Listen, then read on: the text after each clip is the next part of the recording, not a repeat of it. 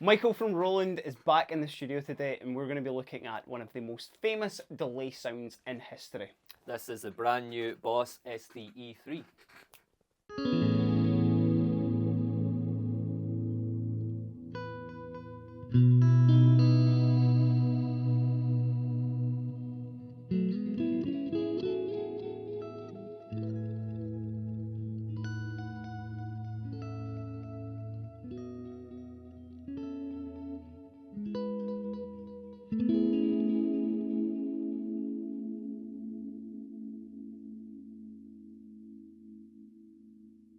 I don't think we were able to keep our raw reaction to that first sound in there because there was maybe a few curse words maybe thrown in about how good that is, and of course we are a PG show here. But yeah, Michael's back from Roland here. Hey man. Hello. Welcome to the studio again. Thank you. Last time Michael was here, we were looking at the Katana Mark III. It was, which loads and loads of cool sounds in there, and certainly it was great to have you on hand to give us all the information for it. So that's why I've asked Michael to come back today to check out this brand new delay pedal, which, if that beginning sound didn't give you sort of like the notion to what this is, and certainly if you didn't like that initial sort of sound there as well, then, I mean, number one, what's wrong with you? But I'm totally joking, everyone.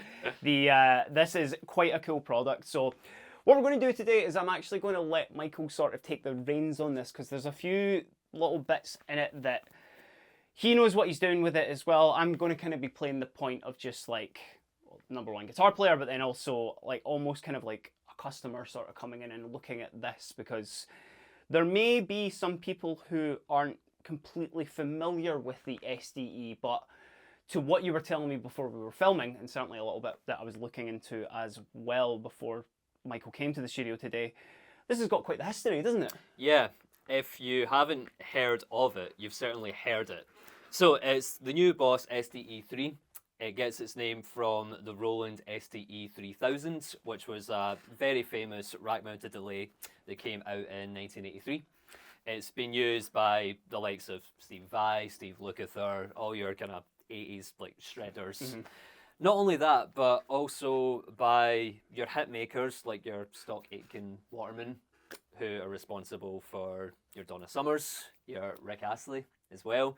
So it was a rack-mounted delay back in 1983 that guitarists adopted as part of their live rigs, which is all fine and well, but we're kind of past the point of having rack-mounted effects units for the most parts. Guitarists much prefer things that are this size, myself included. The technology has developed certainly that we don't need to be paying $4,000 for one guy in LA to build us like a pure mothership, you know, of a rack-mounted unit. So the SDE-3000 was a digital delay unit. It's what I would describe as a vintage delay. Okay. Vintage digital delay. And the way you think about that is basically the best of both worlds between digital and analog delay. You've got the precision of analog, but the warmth of, the other way around. Precision of digital, but the warmth of analog delays. That is what this pedal is. Cool. But the cool thing about this pedal, it is not only one, but two of those units. So if you wanted to run the SD3000 in stereo, you'd need two. Yeah.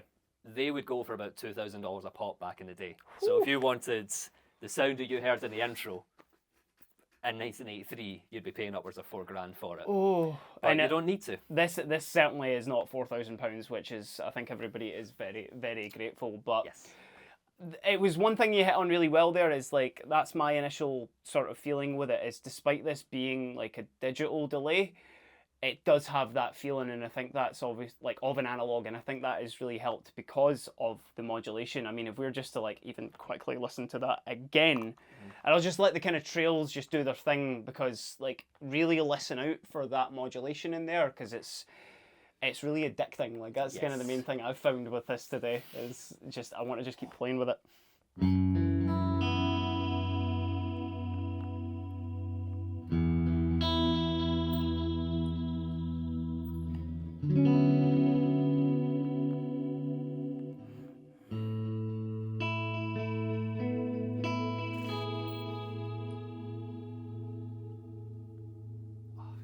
So beautiful.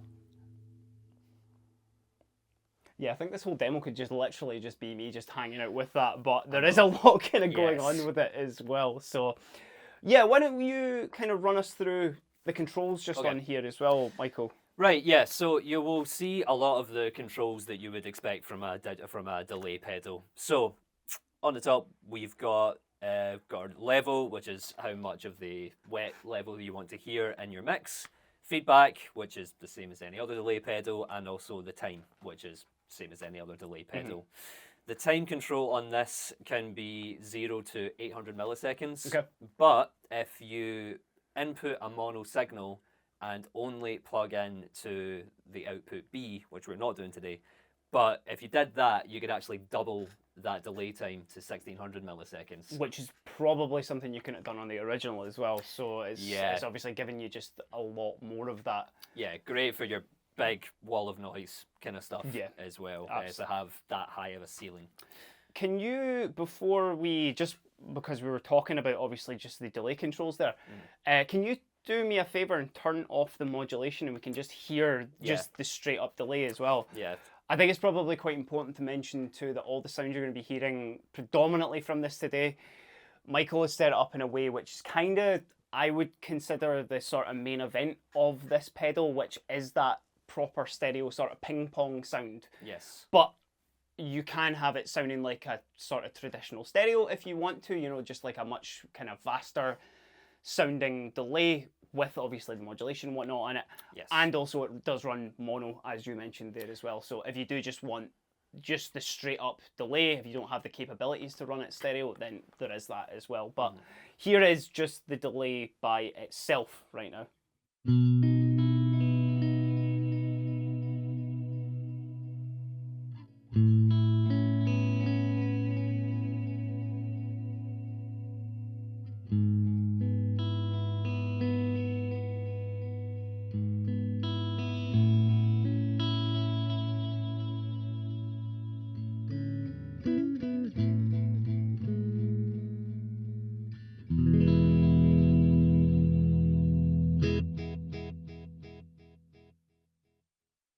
I was having to check that I didn't leave the modulation on there. It just it fills out so nicely when you've got your dry signal in the middle and the widespread ping pong. Yeah, well. Absolutely. It's I think that's one of the really key things about it as well, is like, even though this is considered to be a digital, as you said previously, it's a vintage digital, so it's not completely pristine. Like, definitely it's a lot cleaner than an analog. Yeah, it's a lot cleaner than an analog and very much a different beast to like your tape echoes and your RE2s and so on. But it's kind of the flip side of that coin, I guess, is the way to think about it. Again, now the same way the RE2 would take this big hulking, tape machine and put that into a compact size. It's kind of the same idea, but not one but two vintage delay rack units. For sure. Now, you may have seen Michael just when I was sort of talking about it previously as well. He was messing with those, I guess, like under knobs, we would probably call Let's them. go with that. Yeah, absolutely. That'll work for today, certainly. But that's where you're controlling the modulation, isn't it? Yes. So those control. So it's the kind of controls you'd expect to find on something like a chorus pedal. So you're modulating the pitch of just the wet signal. So your input signal will still be dry, but you can have your delay trails being modulated over time. But we do a demo. Yeah, why don't you just mess about with the depth and the rate there? Yeah. And I'll just play over it, and just you can do what you need to do with that there, man. So we're dry right now, but gradually I'll bring it up so you can hear how it's affecting. So.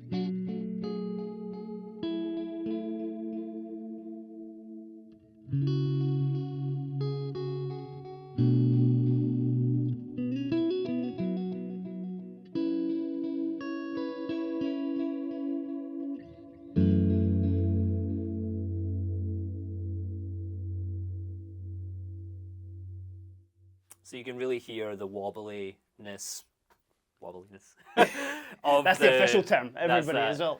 boss sanctioned term there. You can hear the kind of wobbliness of affecting the wet signal as you're letting those chords ring out. But like a chorus, you know, if you dial them up, you can get pretty wacky, you know. Oh, go on, let's do it. Okay, Come on, let's do it. Okay. So, depth all the way up.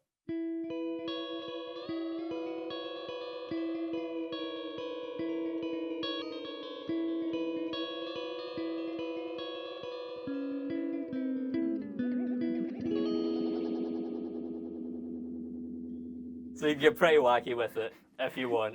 And some people would pay hundreds and hundreds of pounds for a pedal that exclusively does that as well. There's some like weird stuff that is going out that gives you those impressions. Those like fart pedals and stuff. Totally. Yeah. But let me put that back to a more sort of tasteful sort of setting there as well. And you were messing about with the high cut as well, which you may have heard through this. Yeah, it's quite subtle. So the depth and the rate, again, is chorus controls. How much your pitch is being controlled, and the rate, how quickly that is happening. So the high cut is quite subtle, but if you crank it all the way up, it cuts off the high end of the. It's basically a low pass filter for your wet signal. Cool. So that's why it's quite subtle, because it's only in the background, but it's really useful for giving it a bit more of a kind of lo-fi quality. Again, it's not going to be as extreme as something like degradation on like an RE2 or like a tape echo or something like that. But again, it's things like that is kind of what I mean when I say vintage digital. Yeah, sure. It's those little controls, because you can have, it's not a pristine carbon copy of your dry signal. You can affect it in quite a sort of degrading way. Yeah, absolutely. That's also, Michael had a good point with that as well, is it's purely dependent on sort of scenario as well. I mean, if you turn it all the way down to the bottom, I'll even just strike a chord. Hold on, let me get a little bit more feedback in here as well, because you'll be able to hear it a little bit more. So this is all the way off.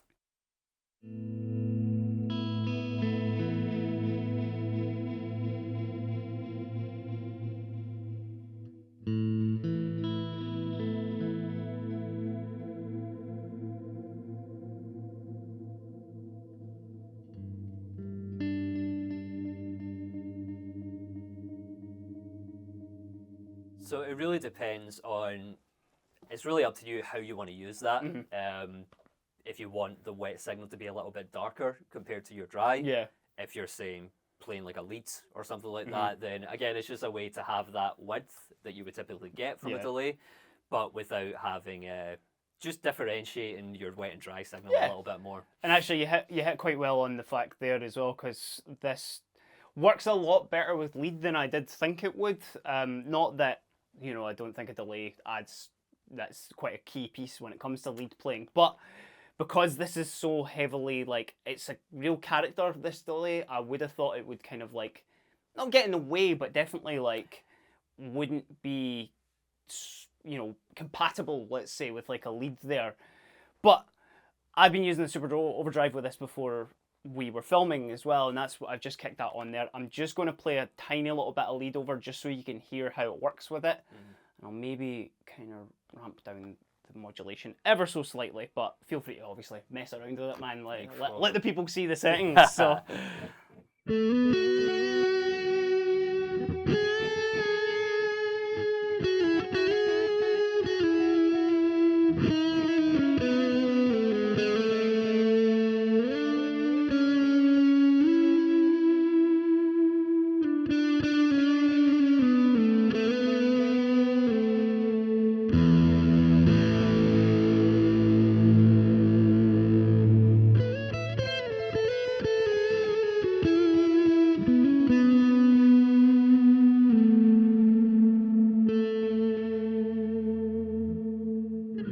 Dialed back the filter kind of halfway through that, so hopefully you kind of heard the wet signal get a little bit brighter. Yeah. But again, it's very subtle, you know. Because I'm running the SD1 quite dark into that there as well, just to kind of be a little bit more of a lead tone. But yeah, the kind of playing that form of I guess, customer, as Yes. as I was sort of alluding to right at the start here, I'm gonna ask the hard questions today for you, Michael. But Great. one thing that I wanted to kind of, and certainly I know why kicking into this, but this is more for you folks at home. So Boss haven't been shy at using iterations of like the SDE-3000 in some of their modelers, like the GT series, and also some of the other kind of multi-effects stuff. Because I think even on some of the ME series, there is like an SDE style sound on there as well. So why would someone pick the compact version as opposed to one of the the kind of flagship modelers or something like that? See, to be honest, it's kind of the same answer for most compacts. To be honest, it's the size, the form factor. Well, 3 reasons. One, like all Boss compacts, they're built like absolute tanks. They're indestructible. Yep. You get a 5-year warranty with your Boss compacts, so you can be sure that nothing's going to go wrong with it. So if you're the gigging musician, it's going to stand up to a bit more abuse than say something like the models or the multi-effects. 2 is the form factor. If you're a pedal board guy, you might not have the space for like a big hulking multi-effects unit or whatever.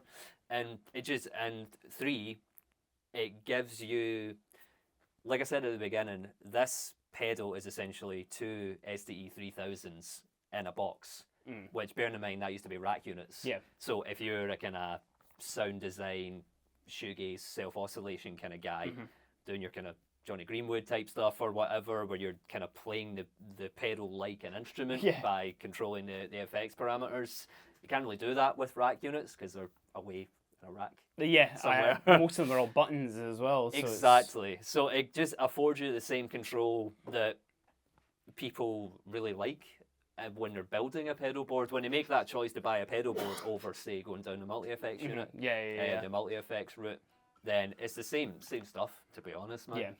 So that's why I would say that. It's a lot of bang for your buck. Yeah. And I guess it's one of those things as well that, like, as you mentioned, for touring musicians and stuff like that as well, is like, if you did particularly want like that sound of digital kind of degraded sort of like delay, obviously with that control there, you wouldn't want to necessarily buy like a whole multi-effects unit just to use like one sound. So the fact that they've obviously like, I guess they've maybe heard the cries of the people who are like the same people that, or actually a different subset of people who are crying for the HM2. But it's nice to hear that Boss they're giving the people what they want. So, yeah, it's giving people options. Yeah. Because not everybody's gonna have a preference for a pedal board versus a multi-effects versus a rack unit. Yeah. There's a million different ways to get these sounds, so it's just a really popular way of having it with the kind of hands-on controls. And with the fact that obviously being its own individual focused sort of like compact unit here, this one does kind of pack in a couple of unique features as well, doesn't it? Yeah, it really does. Yeah, it's really, really cool, to be honest. So I guess we can just start rifling through those. Let's go for it, man. Yeah, absolutely. First thing you've already heard is the panning setting that you've had. So there is also a way to set it up as a normal stereo delay, but like that's just the same as most other delay pedals. Yeah. So what you've been hearing so far is the unique pan mode, or ping pong mode, I guess is the easier way to kind of imagine it. That's unique to this pedal. You're not going to get that on every kind of pedal. Now, another thing that's worth mentioning is a little thing on the back that you can't actually see, but it's what's called carryover, which is an on-off switch. So basically, I'll show you. Carryover is on at the moment. Can you just give me just something with a delay trail? Yeah, man. Just something to let it ring out. No, stop. So we're still hearing that. Oh, wait, let me get my feedback set up. Yeah. Okay, so Kieran stopped playing, and now if I turn the pedal off, the delay trails are carrying over. That could be good if you've ended your song, but you want your delays to continue after the fact, but you need to turn it off so you can start playing a new song that doesn't have that. The effects can carry over. But it is a switch, so we can turn it off, or we can turn it, we can turn it off now, and if you could just do the same thing again, Kieran. So delay trails are going, but then when I hit the boss delay, when I hit the pedal, the delay will stop. That can be good if you're doing a kind of wall of noise outro thing, or just you need the things, or you need everybody to stop playing at the same time. Yeah. You can turn that on or off. It's just a little switch at the back. Super easy. Super easy. So I'll turn it back on because that's unique. I don't think I'd ever turn it off, to be fair. No. I would consistently keep it on and probably get caught out all the time. So It's the kind of thing that people are going to forget that it's on and then think that it's Yeah. like, oh my god, what have I done? I know, But, right? So that's one of my favourite things. I really like carryover and features for like synths and keyboards and stuff like that. So I'm really glad we put this in for the design. Another thing is that it has, on the back as well, there's a little 3.5mm jack so that you can sync the tempo to something else. Whether that's a multi-effects, whatever you're using to control the tempo of all of your time-based effects. If you do have a pedal board, you can have this synced up to that to make sure that if you change the tempo on your multi-effects, this and everything else that's MIDI'd up to it is going to be in time with each other. Not essential, obviously, but it's just a great addition for anyone who may use, obviously, like MIDI clocks and a full sync between a band or something like that, you know? You can MIDI it to, if you're playing along to something with backing tracks with MIDI changes to make sure your delays are always in time. You can sync it up to stuff like your DD200s, your DD500s, or your multi-effects. And it's not 5-pin. It's just a normal 3.5mm jack, which is really, really good because it's a much more useful and easily obtainable connection. Absolutely, yeah. So that's the kind of... So the next thing to really touch upon is the modulation controls, which we've kind of touched on them already, to be honest. So the big thing, the elephant in the room, is this offset control here. Because we have quite ignored this last knob on the right-hand side here, haven't we? Yes, but that's why we put it in panning modes, because along with the modulation controls, that's when this offset feature really, really shines through. So, offset, you'll see that it's called a dual delay, or dual digital delay. So what that means is you're hearing two delayed signals of between your dry signal in the middle and your wet signal bouncing from left to right. What this offset control does, it allows you to further delay one of those delayed signals. Right. So you can do that in terms of milliseconds. So so basically you can go from 0 to, if I put up to 100 milliseconds, that means that one of your delay signals is going to be 100 milliseconds off the original to the other one. Cool. And that, because of maths, that's going to get multiplied over time. Maths. Because of maths. Hearing this, because Roland are now implementing maths with their things. Can you turn that off and then put it on, and I'll play, and we'll just we'll see kind of like what it's actually doing in practice here. Yeah.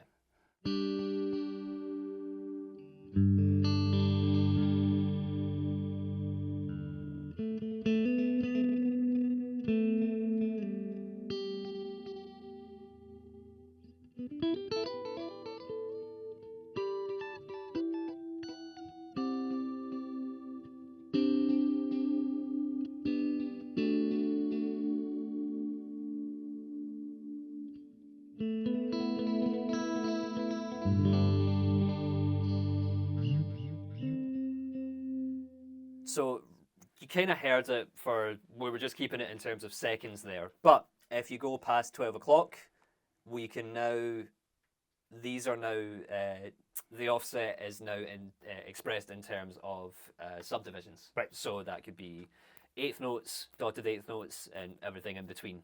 So, see, to be honest, I've got it set to be dotted eighth notes, which is every U2 song ever. So see if you just give me just a really short, just really staccato note, just so you can hear, you can hear that sort of da da da da da.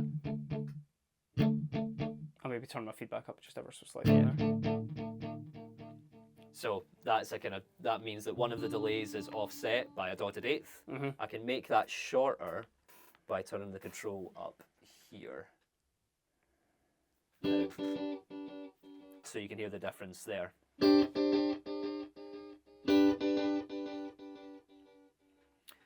So you can hear the differences between that. And you know, that's really useful if you're doing your kind of bouncy, Totally. streets have no name.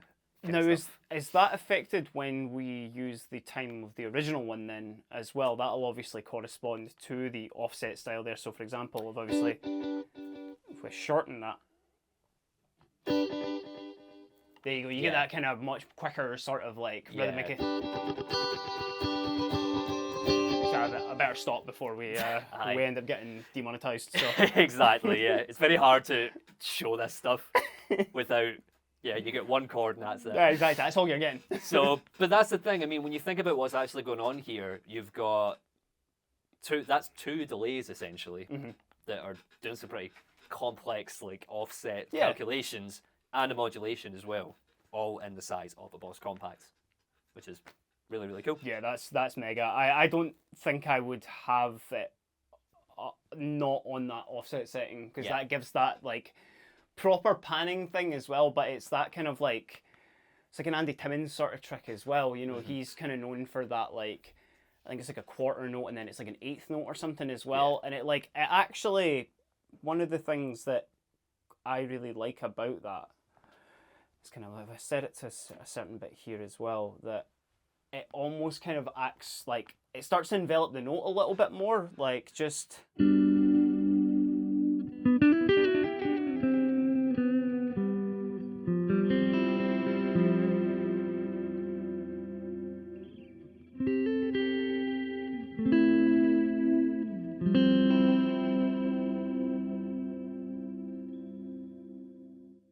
And you'll notice with obviously that delay there that it didn't kind of start stumbling over the notes, you know, it did kind of like, it held its way back, and because of the modulation and stuff as well, it just like, it adds almost kind of like a reverb quality to it as well. And like, again, if I'm to sort of quote Andy Timmons again, like he doesn't even use a reverb, he just uses delay for that sort of sound. But where I think that'll come in real handy as well is maybe with a bit of lead. So if you would allow me to be self-indulgent for a second. Go for it.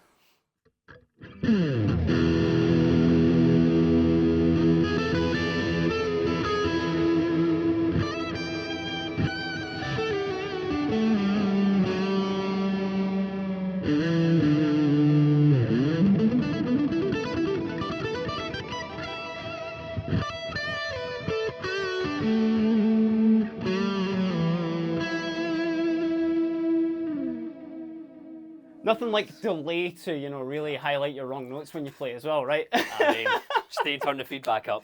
Exactly, yeah. Which brings us to our next point. What a segue. Look at this guy. Which you kind of did, well, I mean, the folks all won't have realised it, but you have an expression pedal at your foot. I do, yes. Right.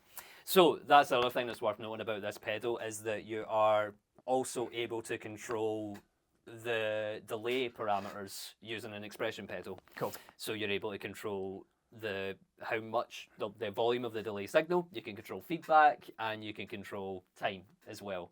You can decide how much or how little you want to control of that. You can decide if you want to control just one. So I think we've got it set up that all you're controlling is feedback. I'm just controlling the feedback, yeah. So which is a really useful thing and a really common thing. That's when my band certainly do it. Yeah. It's really good for that. It's kind of, well, you kind of manage to have like a kind of drone underneath your lead plane. Yeah, it's I was wanting you to set it up this way because that's kind of I could see like the level coming in handy, and I can also see like the time coming in handy if you want to, you know, get kind of bonkers with it. But like personally, the way I would use it is that kind of feedback sort of setting. So when I've got it on its heel position, and I hit anything here, it's really short, like super short, like maybe one repeat there, and obviously that can, you know, come in handy. It's not too much getting in the way there, obviously, but as I put the toe down on it,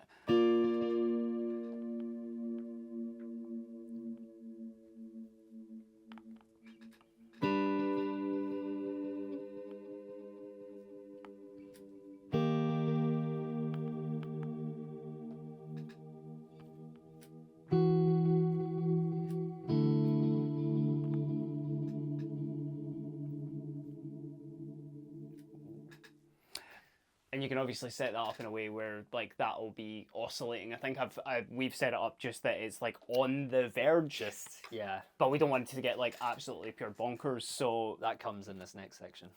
it does indeed. But I've really enjoyed using that with it, you know, just for that kind of fact, because as you said, you can kind of set it up in a drone sort of fashion as it did like this.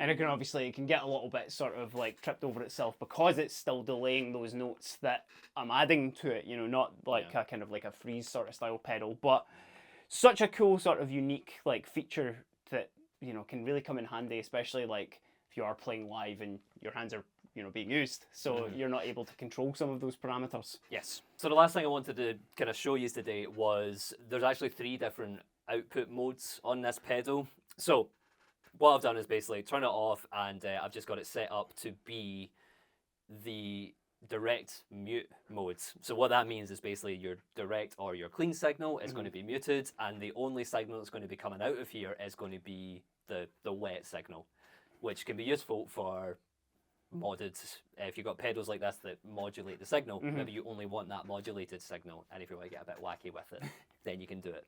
So I just skipped ahead so you didn't have to hear the sound of cables getting unplugged and plugged back in and so on. We've done you a service. Yes. So we've got our purple flashing light, which indicates that we're ready to go into direct mute modes.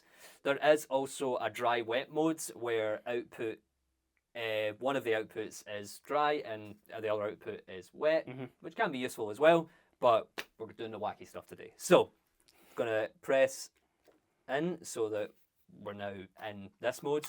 We're going to turn the pedal on.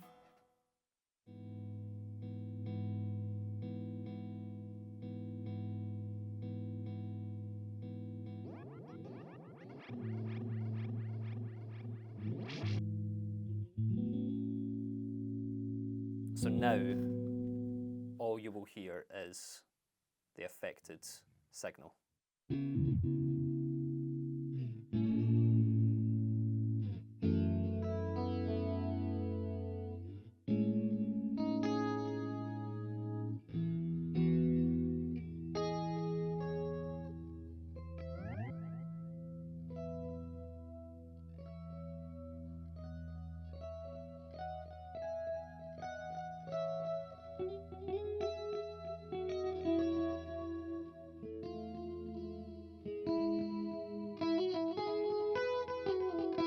Do a bit of drive.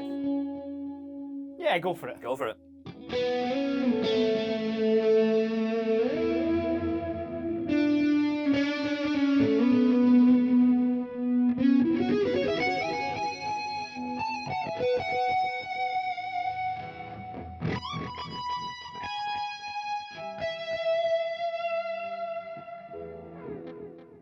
That was kind of freaking me out there for a second, because having that, like, there's obviously a notable lag because there's no dry signal coming through there as well, but so that obviously gives us like room to, let me get this, like, so one of the reasons why you might want to do that is if you have it as like a send for your signal chain. So it means you can have just the wet signal from this coming into the return channel, and then you get to use the volume of the return channel to decide how much of the wet signal that you want. So probably more of a studio thing to have it set up this way, but again, it can do it. And that's where this thing started anyway, was in the studio. So, you know, we're getting back to those roots, but I've turned everything up just that little bit because I just want to see how this sounds as well here. So.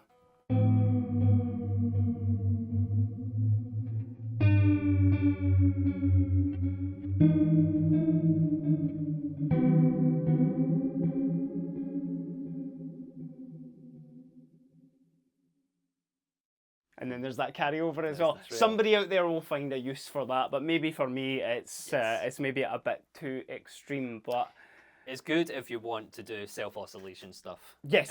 If you want to have it which we're not going to do because we don't want to blow the camera up or anything like that. But that's what I would use it for. Yeah. You do one note at the end of your set, and then you spend the next half hour just fiddling the controls. Just going crazy. The other band are absolutely raging, but Aye. they sure packed a lot of stuff into this, man. And It's I'm really cool. I'm very grateful that you were able to walk me through, obviously, a lot of the key features and whatnot of there. Because I think we touched on it really, like, well earlier with it, that, like, that's quite a unique sort of sounding delay. Now, it's not the only modulated delay in the world, but certainly it's doing something that, like, I'm really enjoying because it's, like, it is quite unique. And I guess, like, this is going to be an absolute essential for any of those, like, session musician heads, you know, like, anybody who's really trying to emulate that Lukather or, like, Dan Huff sort of sound or something. This is absolutely killer for It's that. kind of for everybody, to be honest. Because man. bearing in mind, like, it's a guitar pedal now, but it started as a rack unit Yes. that guitarists kind of adopted. It was never solely made for guitarists originally. So if you're a guitarist, it's going to be great.